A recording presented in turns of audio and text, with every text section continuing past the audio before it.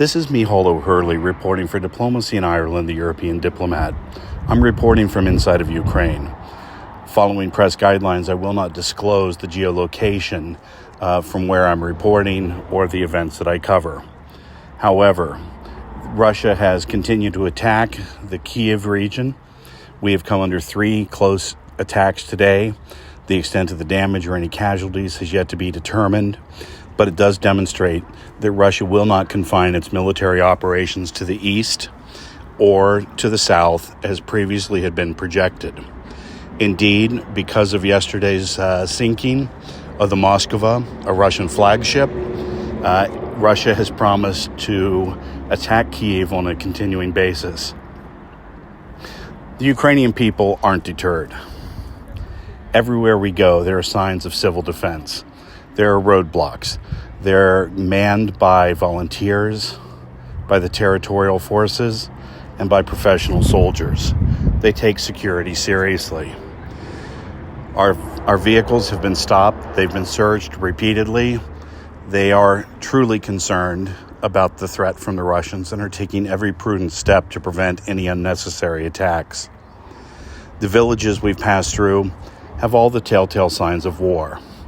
Not only war, but of cruel and vicious war.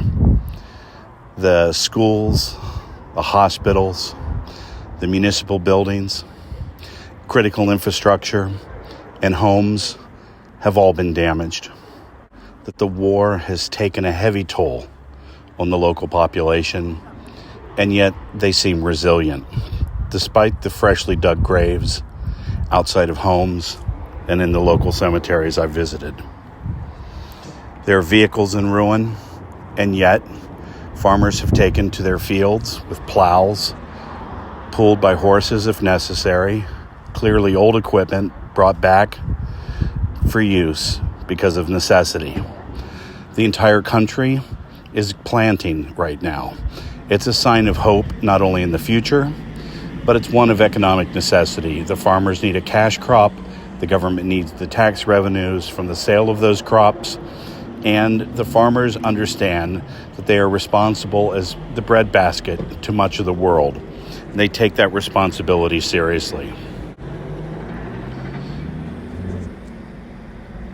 The Ukrainians that we've met hope the West finally realizes Ukraine is fighting for not only its future, but the future of the rule of law, democracy, European values, and civilization in Europe. Western support for Ukraine is unwavering. There's been an endless parade of politicians pass through Kyiv in the last few days, and it's a promising sign of hope. However, the tools that the Ukrainians need to not only defend themselves but to prevail in this conflict are still out of reach. The MiG-29s that have been mothballed, the T-72 tanks, the anti-aircraft weapon systems that have been promised by the West have largely gone undelivered.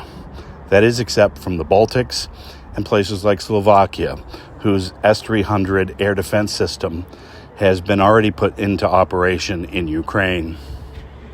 Ukrainians know that they will have to take this fight themselves, but they need the West help. There are now possibly 10 anti-tank weapons to every Russian tank in the country.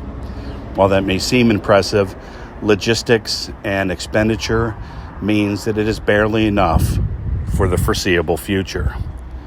Ukraine needs to be resupplied with critical weapons, and those weapons will determine the outcome of the war. The outcome is an existential issue. For Russia, if they give up today, the war is over. But if Ukraine gives up, Ukraine is over. Ukrainians understand this, and it's time the West did too.